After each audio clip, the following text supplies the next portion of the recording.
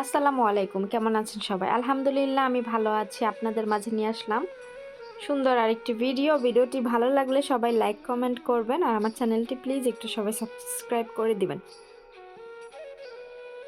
আজকে রোববার, বাসায় কেউ নেই, পোড়া বাসা খালি, আমি আর ফয়সাল শুধু বাসায়। সকাল থেকে অনেক কাজ করলাম, কাজ করা শেষে এখন আমি নাস্তা করলাম। আগে সব কাজ শেষ করে নিছি, পরে নাস্তা করছি।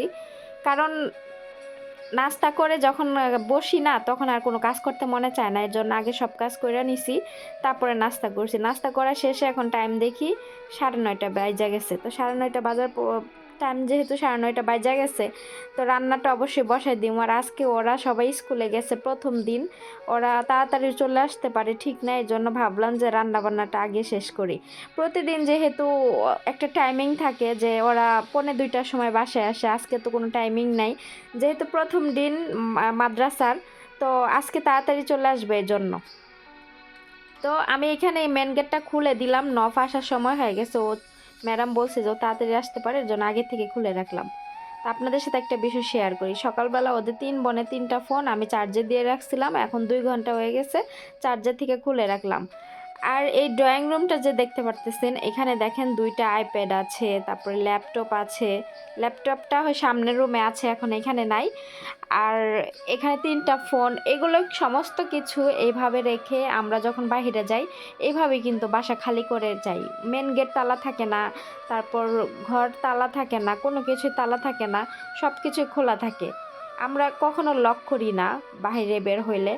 তারপরে বাসার থেকে যখন আমরা ঘুরে আসি, আসার পরে বাসায় ঢুকি, এখানে আশেপাশের একটা মানুষও এখানে পাবেন না। আর ওমানিদের বাসার ভিতরে একটা মানুষও ঢোকার সাহস পাবে না। এই সব জিনিসগুলো ড্রয়িং রুমে এভাবে ফালায় রেখা চইলা যায়, মানে একটা জিনিসও কখনো হারায় নাই, এমন অবস্থা। আমি তারপরে একটু সিকিউরিটি রাখি, আমার রুম আমি লক করে চাবি আমি লুকায় রেখা যাই, কারণ বলা যায় না। তারপর ওদের কিন্তু ফোন, আইপ্যাড, ল্যাপটপ সব কিছুই রুমে থাকে খোলামেলা, কখনো চোর এগুলো আসবে না। আর আমাদের বাংলাদেশ হলে কি হইতো বলেন, সব কিছু একদম চুরি কইরা একদম কইরা ফেলাইতো। যাক গা, তারপরে রান্নাঘরে এই যে রান্না বসাই দিছি, এখানে ওদের জন্য সালানা রান্না করতেছি মুরগির মাংস দিয়ে, আর এখানে আমি একটা ভাজি করতেছি। এই ভাজিটা যা মজা লাগে!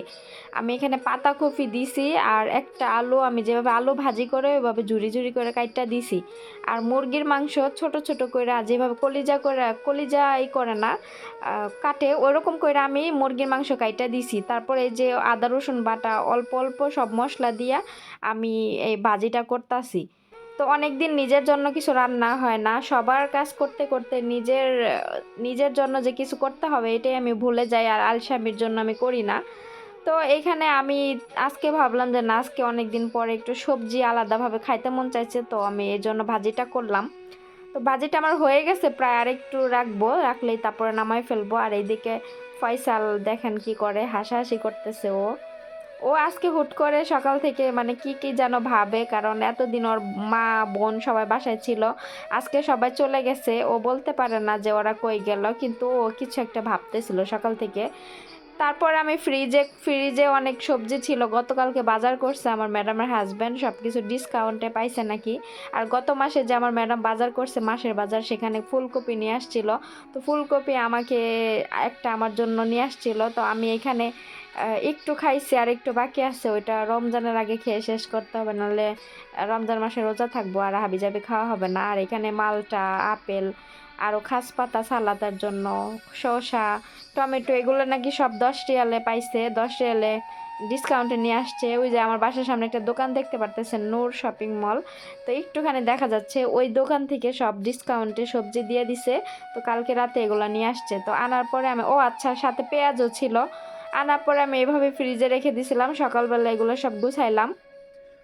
তারপরে এই যে রান্নাঘরের অবস্থা এই এই আজকে এই স্টোর রুমটা গুছাইছি একটুখানি, আর রান্নাঘর সব পরিষ্কার করতে হবে, রান্নাঘরে যে দেয়াল, তারপরে এগুলো সব আমি পরিষ্কার করব, যেহেতু রমজান মাস আসতেছে, একটু পরিষ্কার পরিচ্ছন্ন থাকা ভালো।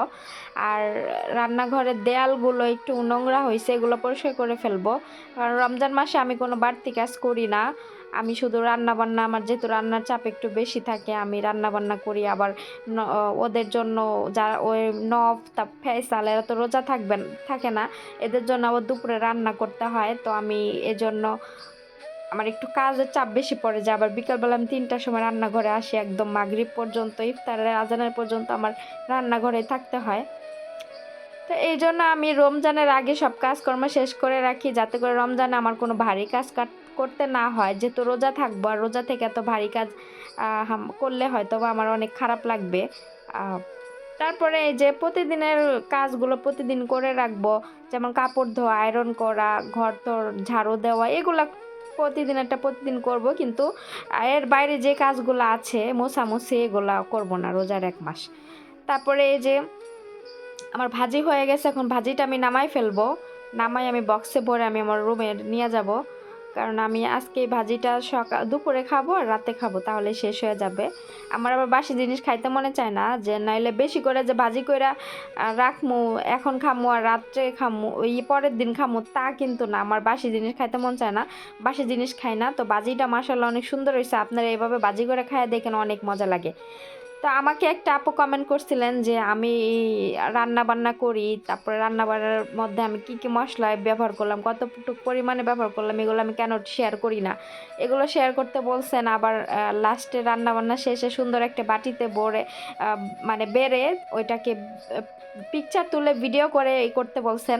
আসলে কি আমি এখানে যা যা রান্না বান্না করি, যে আলু দিয়ে, বেগুন দিয়ে, গাজর, এগুলা কি কিন্তু অনেক রকম সবজি দিয়ে যে মুরগির মাংস যে রান্না করছে, এগুলা কি আমাদের বাংলাদেশের মানুষ খাবে বলেন? খাবে না। তো আমি এই জন্য আর ডিটেলসে কোনো কিছু শেয়ার করি না। আমি কোনো রকম শেয়ার করি আর কি কি দিলাম এগুলোও শেয়ার করি না, কারণ আমাদের বাংলাদেশে ভাই এত সুন্দর সুন্দর মজার মজার খাবার, এই খাবার রাইখা কি এগুলো রান্না করে খাবে কেউ? তারপরেও যদি আমি রান্না বান্না যাই দেখাই, যদি আমার রান্না বান্না কোনো রান্না বান্না কারো কাছে ভালো লেগে থাকে, অবশ্যই আমাকে কমেন্ট করবেন যে আপু আমি এই রান্নাটা ডিটেলসে একটু দেখতে চাই, আপনি আমার সাথে এই রান্নাটা শেয়ার করেন, আপনি কি কি ব্যবহার করছেন এই রান্নাতে, আমরা দেখতে চাই। হয়তো বা তারা অনেকে আছে কিন্তু আরবিদের রান্না বাসায় নিজেরা রান্না করে খায়, এমন অ্যাভেলেবেল আমাদের বাংলাদেশিরাও এখন আরবিয়ান ক্যাপসা, কাবুলি এগুলো রান্না করে খায়, আমি অনেকের ভিডিও দেখি। তারপরে এই যে আমার সব কিছু গুছানো হয়ে গেছে, চুলাটাও আমি হালকা মুছে নিব, আর এই যে দেয়াল টেয়াল এগুলো আমি অন্য আস্তে আস্তে পরিষ্কার করব। আর রোজার বেশি দিন নাই, আলহামদুলিল্লাহ, সামনে আর কয়েকদিন পরে রোজা। তো এই রুমটা আজকে পরিষ্কার করছি, দেখেন সব কিছু গুছাইছি, আর কিছু ডেট এক্সপায়ার জিনিস ছিল ওগুলো আমি সব ফালাই দিছি। তো আজকের ভিডিও এখানেই রাখছি, দেখা হবে নেক্সট ভিডিওতে। সবাই আমার জন্য দোয়া করবেন আর চ্যানেলটি সাবস্ক্রাইব করবেন। আল্লাহ।